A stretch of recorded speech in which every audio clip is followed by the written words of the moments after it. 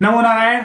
जय महाकाल, जय मां बगलामुखी। सभी मेरे दर्शकों का बहुत बहुत स्वागत है। आज का टॉपिक भी मेरा दो टॉपिकों के ऊपर है जो मुझे अच्छे लगे, तो मैंने सेपरेट सेपरेट वीडियो ना बना के मैंने सोचा इनको दोनों को एक साथ मिला के छोटा सा ही वीडियो बना देता हूं। ज्यादा लंबा खींचने की कोई प्रॉब्लम नहीं है, जरूरत भी नहीं है। देखिए, पहला टॉपिक यही कहता है कि क्या हमें सवारी लेनी चाहिए कि नहीं लेनी चाहिए। देखिए, सवारी का मतलब होता है उस शक्ति का आपके ऊपर आना। इस पे मैंने विस्तार से वीडियो बनाया हुआ है, आप मेरे सारे वीडियो को चेक करेंगे, अभी के जो रिसेंट के वीडियो है आपको मिल जाएगा।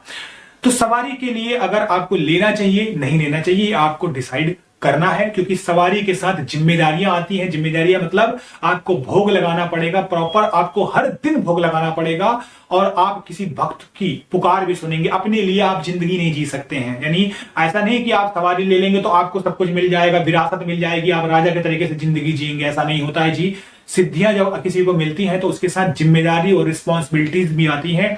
आपके पास जो भी भक्त अपनी फरियाद लेके आएगा तो आपको उसकी फरियाद को दूर करना पड़ेगा। इसी के साथ साथ अगर वो भक्त आपको 10 रुपए देगा, केला भी देगा, तो आप उसे एक्सेप्ट करेंगे। तो अगर आपके पास इतने पैसे हैं कि आपको कोई भक्त कुछ भी नहीं दे रहा है और चुपचाप चला जा रहा है, तो आप उसे रोजी रोटी नहीं कमाना चाहते हैं, तो आप सवारी ले सकते हैं।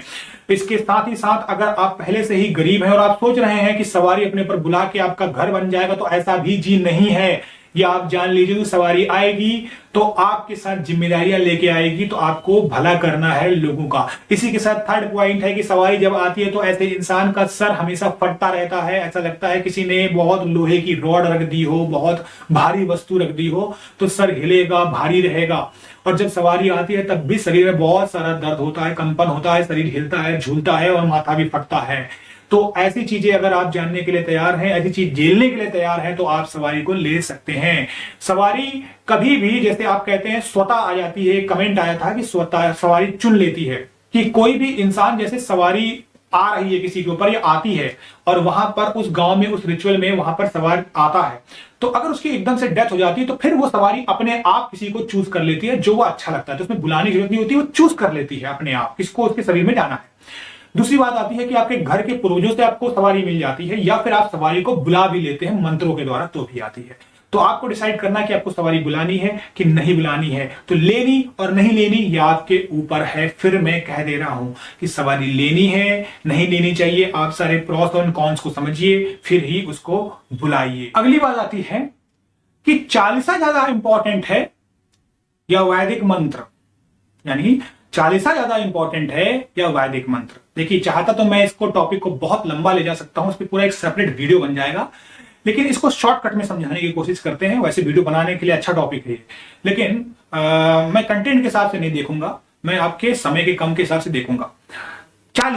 चालीसा में हम किसी भी भगवान की परस्पर उसकी एक स्तुति करते हैं, उसने जितने भी वहां पर अच्छे काम किए होते हैं। जैसे आप एक हिसाब समझिए हनुमान चालीसा, तो हनुमान जैसा क्या है, हनुमान जी की स्तुति करती है, हनुमान जी के प्रतापों को दिखाती है, उनके पराक्रम को दर्शाती है।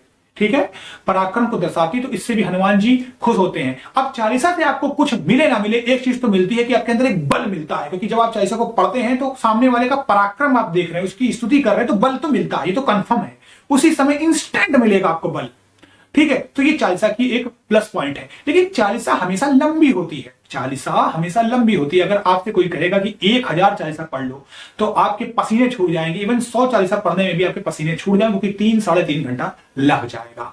लेकिन अगर आपसे मंत्र बुलाया तो मंत्र थोड़ा सा छोटा होता है, मंत्र चालीसा की अपेक्षा कम समय लेता है, लेकिन मंत्रों से भी इंस्टेंट एनर्जी आपको मिलती है, क्योंकि मंत्र का जो उच्चारण होता है, किस तरीके से आप उच्चारण करते हैं उसी हिसाब से आपकी बॉडी हील होगी। अगर आप मंत्र को जल्दी पढ़ रहे हैं तो बॉडी में कंपन नहीं होगा। अगर मंत्र को आप खींच के पढ़ते हैं, ध्वनि के साथ पढ़ते हैं, ताल के साथ पढ़ते हैं, तो मंत्र बहुत तेजी से काम करता है, चाहे वो 108 बार ही लिया जाए।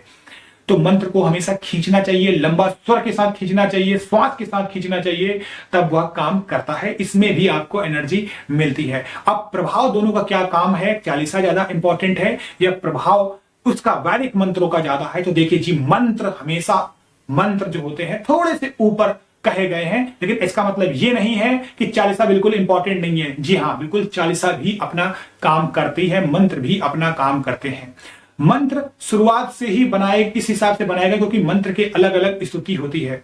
मंत्र की अलग अलग स्तुति होगी है। चालीसा में हम किसी भगवान की पूजा करते हैं, लेकिन मंत्र कई प्रकार के हो सकते हैं। प्रेत के भी मंत्र हो सकते हैं, यक्षिणी के हो सकते हैं, गंधर्व के हो सकते हैं। मंत्र में बहुत सारे डाइवर्जेंस हैं, है ना, अलग अलग वर्णों में बांटा गया, तो इसलिए मंत्र थोड़ा आसान होता है।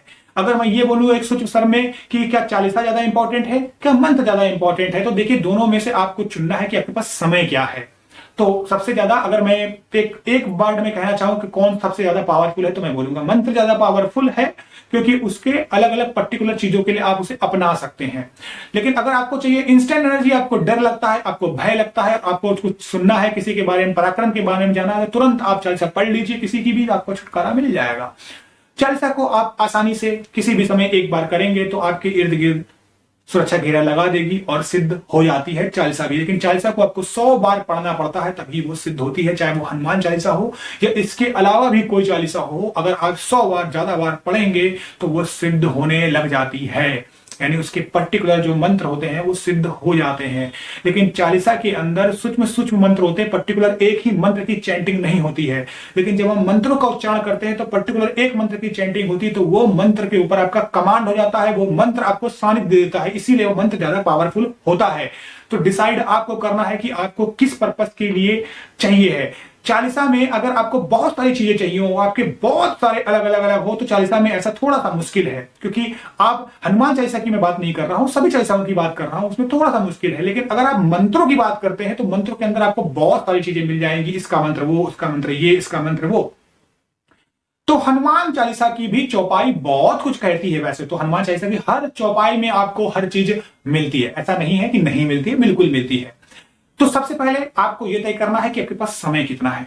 अगर आप ज्यादा समय नहीं दे सकते हैं तो आप 108 बार मंत्र पढ़ लीजिए। 108 बार मंत्र पढ़ने में अगर ज्यादा से ज्यादा 10 से 15 मिनट लगेंगे। लेकिन अगर आपसे कहा जाए कि 108 बार आप चालीसा पढ़ लीजिए तो कितना समय जाएगा, तो बस इतनी सी ही बात है। तो सभी चीजें पावरफुल हैं, इसमें से ऐसा नहीं कि ये नहीं है, पावरफुल दोनों है, बस थोड़ा सा मंत्रों को ज्यादा ऊपर बताया गया। लेकिन अगर जब बात करते हैं कोई मनोकामना पूरी करने की, तो उसमें फिर सभी चीजें आ जाती है। उसमें व्रत भी आते हैं, उसमें टोटके भी आते हैं, उसमें चालीसा भी आती है, उसमें स्तुति भी आता है, उसमें चौपाई भी आती है, उसमें आपके मंत्र भी आते हैं, उसके जेमस्टोन भी आता है, यंत्र भी आता है, तंत्र भी आता है, और उसमें हवन भी आता है।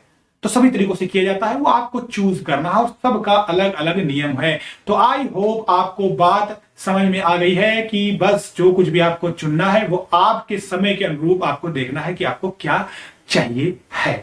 तो अभी के लिए मुझे याद दीजिए और अगले वीडियो में आपसे मुलाकात होगी। नमो नारायण, जय महाकाल, जय मां बगलामुखी।